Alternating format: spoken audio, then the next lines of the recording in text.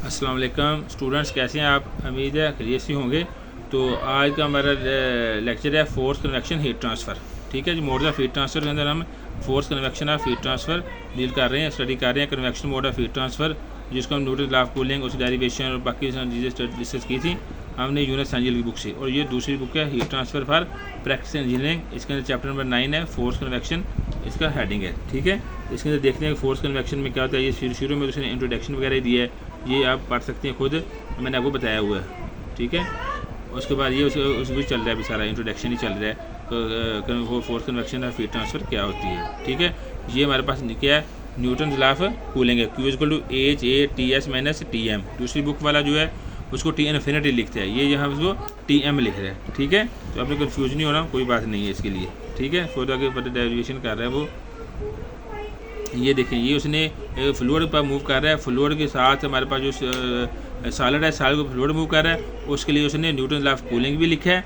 ये देखें उसने लिखा है न्यूटन लॉ ऑफ कूलिंग और Fourier law of heat conduction भी लिखा है कि यानी जो छोटी सी लेयर है फ्लूइड की, उसके अंदर जो फ्लूइड के अंदर जो हीट ट्रांसफर कंडक्शन के जरिए भी हो रही है और कन्वेक्शन के जरिए भी हो रही है। ये उसने न्यूटन लॉ ऑफ कूलिंग लिखा है, ये देखें। और ये क्या है, न्यूटन जो है Fourier law of heat conduction जो है।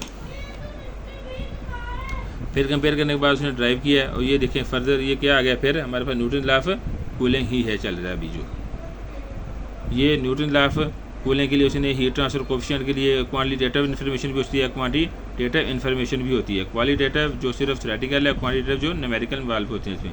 तो टिपिकल फिल्म कोफिशिएंट में जो हीट ट्रांसफर कोफिशिएंट है वो रेंजेस गिवन है इसके लिए। ये देखें ये कन्वेक्टिव टेस्ट क्वेश्चन, ये ब्यूटी यूनिट में गिवन है, ये एसआई यूनिट में गिवन है। इसके लिए फोर्स कन्वेक्शन के लिए गैसेज हैं, उसमें लिक्विड्स हैं, उसके अलावा फ्री कन्वेक्शन के लिए भी गिवन है। फोर्स कन्वेक्शन में लिक्विड गैसेज, फिर फ्री कन्वेक्शन में लिक्विड गैसेज और बॉयलिंग और कंडेंसेशन के भी रेंजेस गिवन है। ये में ब्रिटिश यूनिट्स में गिवन है, ये एसआई यूनिट्स में गिवन है।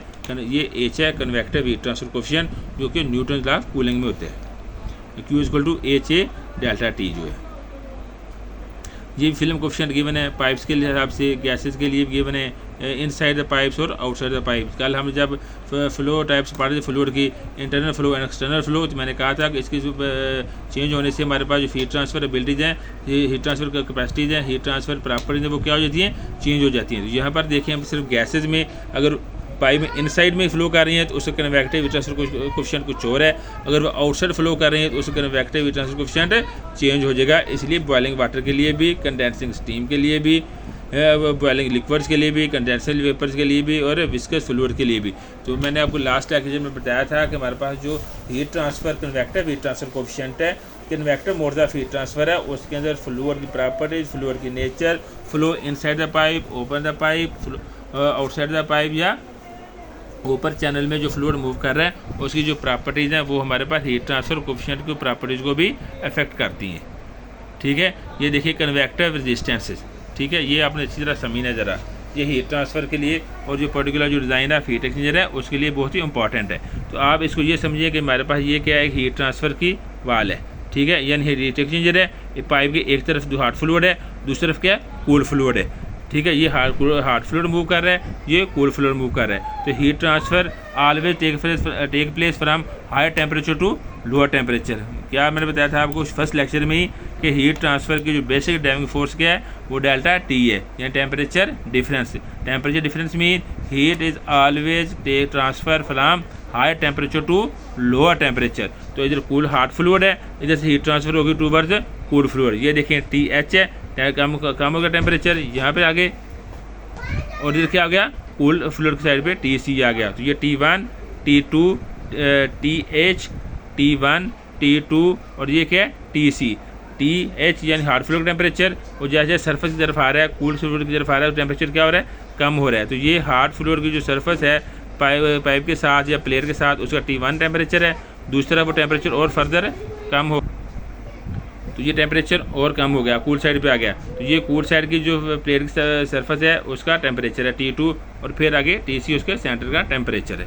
ठीक है, तो अब जब फ्लूइड मूव करेगा इसमें हीट ट्रांसफ़र होगी, हीट ट्रांसफ़र को ट्रांसफ़र होने में कितनी रेजिस्टेंस होगी, 3 रेजिस्टेंस होगी। Convective resistance of the hot fluid, thermal resistance of the wall and convective resistance of the cool fluid. तो ये रेजिस्टेंस किस में बन रही है, सीरीज में बन रही है। ये देखें, ये सीरीज रेजिस्टेंस प्लस ये रेजिस्टेंस और ये resistance, convective resistance of the hard fluid, thermal resistance of the wall and cool convective resistance of the cool fluid. तो रेजिस्टेंस 1, 2 और 3, ये टोटल रेजिस्टेंस कैसे फाइंड करते हैं।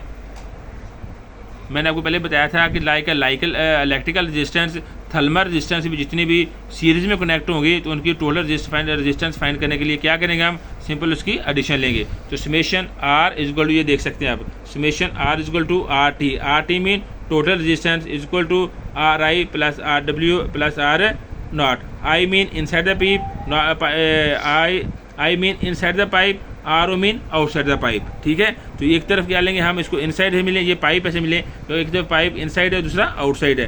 तो resistance of the fluid moving inside the pipe plus R W, resistance of the wall R W, R naught mean resistance of the fluid moving outside the pipe, inside the pipe, outside the pipe plus thermal resistance of the wall. तो हमारे पास कितनी resistance होगी, 3 resistance, R I, R W plus R naught. ठीक है, ये देख सकते हैं आप, ये देखिए। और इसको हम रेसिप्रोकल फॉर्म में भी लिख सकते हैं। जो आर आई है वो क्या बन जाएगा, मैंने कहा क्या कन्वेक्टिव रेजिस्टेंस का क्या फार्मूला था, 1/H A। तो ये जो रेजिस्टेंस कौन सी है, थर्मल रेजिस्टेंस, L/Ka या delta X/Ka equal to 1/H0A। ठीक है, I mean convective coefficient for the inside the pipe, H0 convective heat transfer coefficient the outside the pipe. तो हम इस फॉर्म में भी लिख सकते हैं। मैंने आपको बताया था कि हमारे पास जितनी भी थर्मल रेजिस्टेंस है, कन्वेक्टिव रेजिस्टेंस है, ये लिटरेचर में अवेलेबल नहीं है। इनको हमने हर दफ़ा क्या करना है, कैलकुलेट करना है। लिटरेचर में क्या अवेलेबल है, कन्वेक्टिव हीट ट्रांसफर कोफिशिएंट हर फ्लूइड का, हर मटेरियल का लिटरेचर में अवेलेबल है। वो इनसाइड द पाइप हो तब भी अवेलेबल है, आउटसाइड द पाइप हो तब भी अवेलेबल है। और थर्मल जो थर्मल कंडक्टिविटी है, थर्मल रेजिस्टेंस फाइंड करने के लिए भी हमारे पास फार्मूला है डेल्टा X/Ka। ठीक है, तो जो थर्मल रेजिस्टेंस ये भी लिटरेचर में अवेलेबल नहीं है, इसको हमने हमेशा कैलकुलेट करना है। कैसे कैलकुलेट करेंगे, L/Ka या डेल्टा X/Ka से। तो K की वैल्यू क्या है, थर्मल कनेक्टिविटी, ये हमारे पास हमेशा लिटरेचर में अवेलेबल होगी, हर मटेरियल के लिए अवेलेबल है। ठीक है, तो हमने जब ओवरऑल रेजिस्टेंस फाइंड करनी है तो वैसे हमने ऐसे को लिख लेना है। तो ओवरऑल रेजिस्टेंस का रेसिप्रोकल क्या होगा, 1/U overall heat transfer coefficient, आगे जाके हम देखेंगे उसको। ठीक है,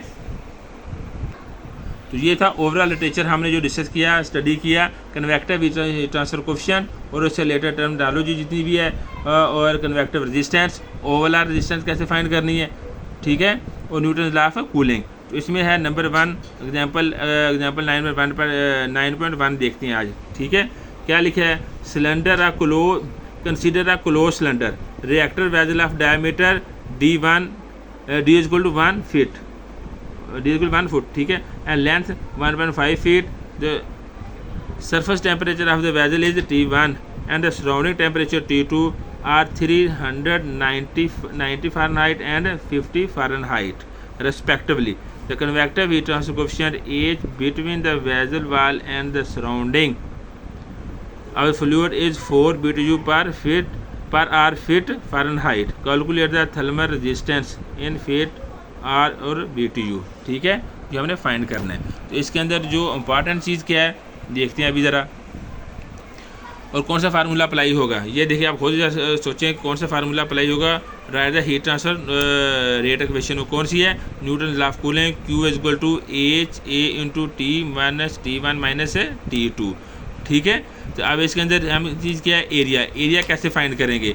एरिया फाइंड करने का फार्मूला बताया आपको। रेक्टेंगल का एरिया कैसे फाइंड करते हैं, बताएं ज़रा। रेक्टेंगल का एरिया कैसे फाइंड करेंगे, length into width, length multiply by width, वो क्या आ जाएगा, रेक्टेंगल का एरिया आ जाएगा। अगर स्क्वायर का है तो उसकी भी लेंथ मल्टीप्लाई बाय विड्थ। लेकिन ये है पाइप भी कौन सा है, सिलेंडर है, यानी दोनों एंड जिसके बंद है, क्लोज हैं। तो हमने दोनों एंड वाली साइड का सरफेस एरिया भी फाइंड करना है, और जो उसका कर्व्ड सरफेस है वो एरिया भी हमने फाइंड करना है। तो ये देखिए उसने लिखा है area is equal to pi DL।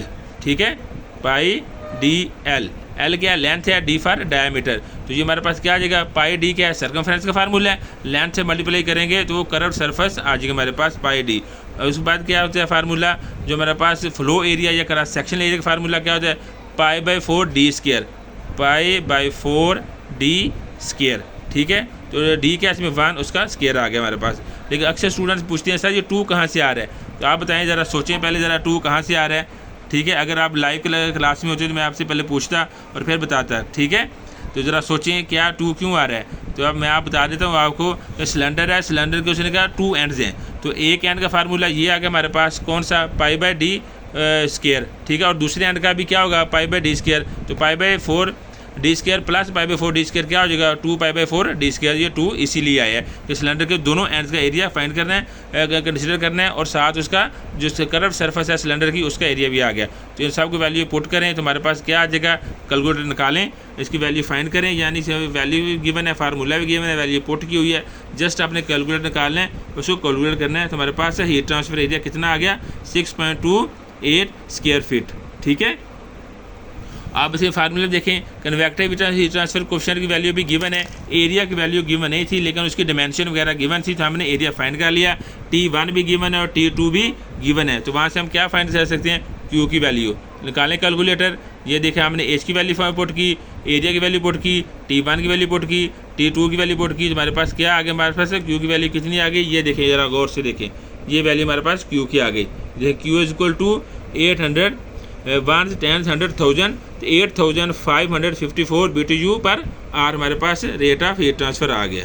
ठीक है, लेकिन उसने क्या कहा है, उसने रेट ऑफ हीट ट्रांसफ़र नहीं पूछा हमसे, उसने क्या पूछा हमारे पास, थर्मल रेजिस्टेंस, कन्वेक्टिव रेजिस्टेंस पूछा है। तो कन्वेक्टिव रेजिस्टेंस का फार्मूला क्या है, 1/HA, तो H भी गिवन है, ए भी गिवन है, हमने गिवन नहीं था, हमने कैलकुलेट कर लिया है। तो एच की वैल्यू पुट करें 4, एरिया की वैल्यू पुट करें तो हमारे पास कन्वेक्टिव रेजिस्टेंस की वैल्यू आ जाएगी। ठीक है, तो एग्जांपल नंबर 9.1 कंप्लीट हो गई। आप इसको देख लें, ज़रा समझ लें, एक दफ़ा सॉल्व करें, फिर भी ना सॉल्व हो तो आप वैसे ग्रुप में मेरे से पूछ सकती हैं। ठीक है, उसके बाद एग्जांपल नंबर 9 है, ये इसमें सिर्फ यूनिट कन्वर्जन है और कोई काम नहीं है इसके अंदर। और नेक्स्ट क्या है, एग्जांपल 9.3 ज़रा देखें। तो ये ऑनलाइन लेक्चर है क्योंकि 1 वे सिर्फ इंट्रैक्शन है, 2 वे इंट्रैक्शन नहीं हो रहा, तो आपने इसको सॉल्व करना है, तो आपको टाइम लगेगा इसमें ज़रा। ठीक है, तो 9.3 एग्जांपल क्या है, ये लास्ट एग्जांपल आज के लेक्चर की, hot gas at 530 Fahrenheit flow over A flat plate, एक प्लेट के ऊपर फ्लो कर रही है हॉट गैस, इसका टेम्परेचर 530 फ़ारेनहाइट है, of the dimension 2 feet by 1.5 feet. ठीक है, तो जो प्लेट है ये हमारे पास देखें जैसे नोटबुक है, ये देखें नोटबुक, इस तरह की रेक्टेंगुलर शेप की हमारे पास कोई प्लेट है, तो ये क्या है, उसकी लेंथ है, ये लेंथ भी गिवन है 2 फीट है और उसकी विड्थ भी गिवन है 1.5 फीट। तो ये कौन सी शेप बन रही है, रेक्टेंगल की शेप बन रही है, तो रेक्टेंगल से क्या करना है, अपने एरिया फाइंड कर लेना है। ठीक है, रेक्टेंगल के एरिया फाइंड करने का क्या फार्मूला है, लेंथ मल्टीप्लाई बाय विड्थ। ठीक है, तो यहाँ से उसने देखिए एग्जाम्पल के अंदर एरिया डायरेक्ट नहीं बताया, क्या बताया उसके अंदर, उसने बता दिया प्लेट, और प्लेट के जो डिमेंशन बता रही है कि वो रेक्टेंगुलर शेप बन रही है, तो उसकी लेंथ भी गिवन है, विड्थ भी गिवन है, तो उसका एरिया फाइंड कर लेना है आपने, लेंथ मल्टीप्लाई बाय विड्थ वाला फार्मूला लगा के। The convective heat transfer coefficient between the plate and gas is 48 BTU square feet पर आर फ़ारेनहाइट। तो उसके अंदर हमारे पास कन्वेक्टिव हीट ट्रांसफर कोएफिशिएंट की वैल्यू उसने बता दी। कह रहा है determine the heat transfer rate in BTU पर आर, यानी क्या करना है, हमने rate of heat transfer find करना है Q dot and KW mean, यानी BTU पर आर में फाइंड करें और किलो वाट में भी फाइंड करना है, यानी इंग्लिश यूनिट में भी और SI यूनिट में भी फाइंड करना है। From the air to one side the plate with plate is maintain at 105 degree centigrade. ठीक है, तो जो प्लेट का टेम्परेचर है वो कितना है, 105 डिग्री सेंटीग्रेड है, यानी हॉट सरफेस है, और जो एयर का टेम्परेचर कितना है, गुड सर, जो हॉट गैस का टेम्परेचर कितना है, 530 सेंटीग्रेड। तो हमने पहले क्या पढ़ा था कि हॉट प्लेट के ऊपर कूल एयर मूव कर रही है, लेकिन यहाँ पर अपोजिट हो गया, यहाँ पर क्या है कि जो प्लेट है उसका टेम्परेचर कम है, वो हीट रिसीवर है, और हमारे पास जो गैस है उसका टेम्परेचर ज़्यादा है, वो क्या है, हीट सोर्स प्रोवाइड करेगा। तो जो हमारे पास जो यानी T2 हाई टेम्परेचर है वो गैस का, लोअर टेम्परेचर सरफेस का है। लेकिन इसके पहले जो हमने एग्जांपल किए हैं, प्रॉब्लम की है, वहाँ पर सरफेस का टेम्परेचर सॉलिड मटेरियल का, सॉलिड प्लेट का टेम्परेचर ज़्यादा होता था, गैसेस का, एयर का टेम्परेचर कम होता था। तो देखते हैं, ये हमारे पास फार्मूला देखें, Q equal to HATS minus TM। ठीक है, TM क्या, TS क्या सर्फ का टेम्परेचर है और TM फ्लूइड का टेम्परेचर है, यानी आप इसको मिल कह लें, जो इसमें फार्मूला की वाला गिवन है, ये तो गिवन है, यानी high temperature minus lower temperature अपने कंसीडर करना है इसको। तो Q इक्वल टू H की वैल्यू गिवन है, एरिया की वैल्यू नहीं गिवन, हमने खुद कैलकुलेट की, तो आप निकालें ज़रा कैलकुलेटर, 2 को मल्टीप्लाई करें 1.5 से, तो क्या आंसर आएगा? ठीक है 3। और ये TS का टेम्परेचर कितना आ गया? 530, और ये दूसरा टेम्परेचर आ गया हमारे पास, यानी हाई टेम्परेचर और लोअर टेम्परेचर फार्मूला याद रखना है। बच्चे अक्सर कन्फ्यूज हो जाते हैं कि कौन सी वैल्यू पुट करें, कौन सी वैल्यू ना पुट करें। तो इसके अंदर आपने सिंपल फार्मूला ये रखना है न्यूटन लॉ ऑफ कूलिंग में कि पहले TS मीन सरफेस टेम्परेचर यानी हाई टेम्परेचर है वो, हालांकि यहाँ पर सरफेस टेम्परेचर वो नहीं है, यहाँ TS mean surface solid surface नहीं है वो, बल्कि कौन सी सरफेस है? एयर की सरफेस है। और TM जो है वो उसका टेम्परेचर है प्लेट का। तो 530 माइनस 105 और इसको मल्टीप्लाई करें, माइनस करें, जो आंसर आए उसको 3 से मल्टीप्लाई करें, फिर जो आंसर है उसको 48 से मल्टीप्लाई करें, तो आपके पास क्या आ जाएगा?